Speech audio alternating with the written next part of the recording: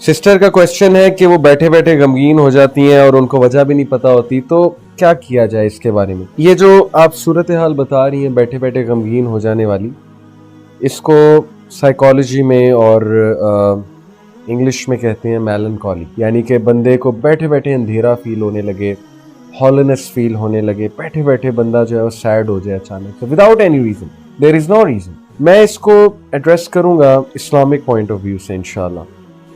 मैं ये समझता हूँ कि बैठे बैठे गमगीन होना और बैठे बैठे सैडनेस का अटैक हो जाना, हॉलोनेस फील करना, I call this the cry of your soul. ये आपकी सोल की चीख है, it's crying for something, it's yearning for something. ये मेरा पर्सपेक्टिव है, you can search out more perspective, but to me it is the cry of your soul.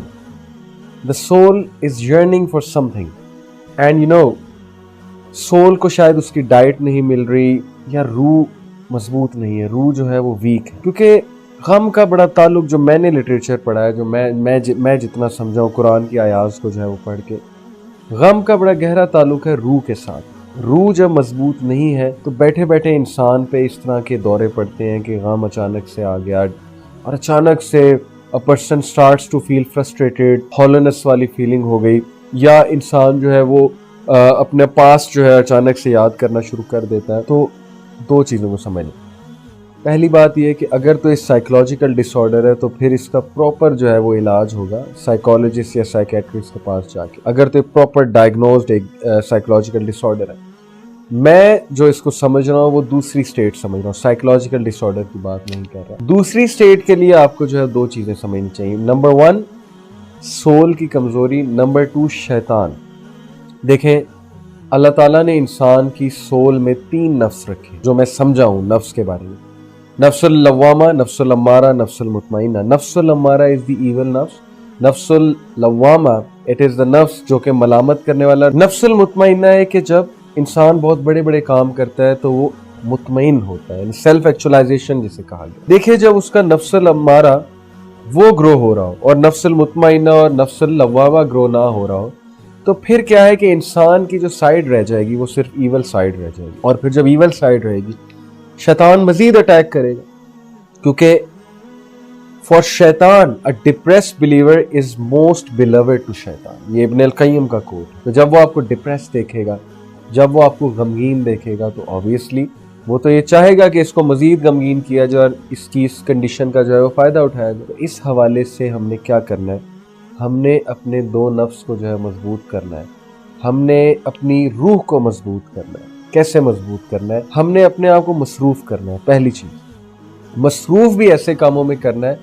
जिससे soul को खुशी होती है, जिससे नफ्सुल मुतमइन्ना ग्रो करता है। जैसे कि चैरिटी वर्क हो गया, सोशल वर्क हो गया, कम्युनिटी सर्विस हो गई, किसी ऑर्गेनाइजेशन के साथ मिलके हॉस्पिटल जाना, विजिट करना, लोगों के लिए कुछ करना, लोगों के चेहरों पे मुस्कुराहटें लाना। आपने देखा होगा बहुत से लोग जो लाइफ में फेलियर से गुजरते हैं वो पब्लिक स्पीकर बनते हैं, मोटिवेशनल स्पीकर्स बनते हैं, ट्रेनर्स बनते हैं।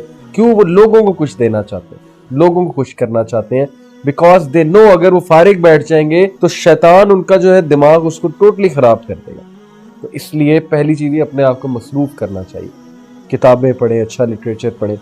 दूसरी बात, शैतान से पनाह मांगें, जिक्र अज़कार करें, ला हौला वला कुव्वता इल्ला बिल्लाह, वेरी पावरफुल जिक्र। देन सुब्हानल्लाह व बिहम्दी सुब्हानल्लाहिल अज़ीम, देन दुरूद शरीफ, देन ला इलाहा इल्ला अंता सुब्हानका इन्नी कुन्तु मिनज़ ज़ालिमीन। यानी ये ऐसा जिक्र है, इतना पावरफुल जिक्र है कि जो शख्स भी ये करेगा तो नबी सल्लल्लाहु अलैहि वसल्लम ने फरमाया कि अल्लाह उसको उस मुसीबत से निकाल लेंगे, अल्लाह उसको इस डिस्ट्रेस से निकाल लेंगे। तो जिक्र को हमें अंडरमाइन नहीं करना चाहिए। इस्लाम पूरा पैकेज है।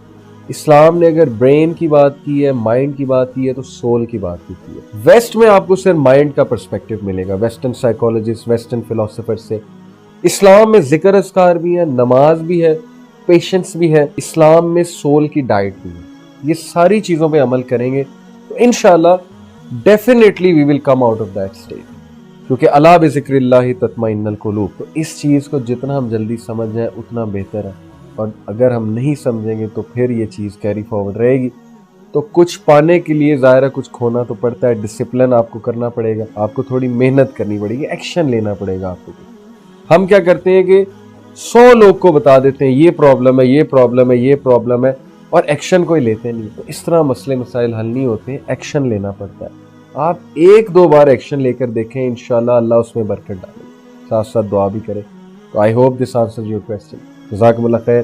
السلام علیکم ورحمۃ اللہ.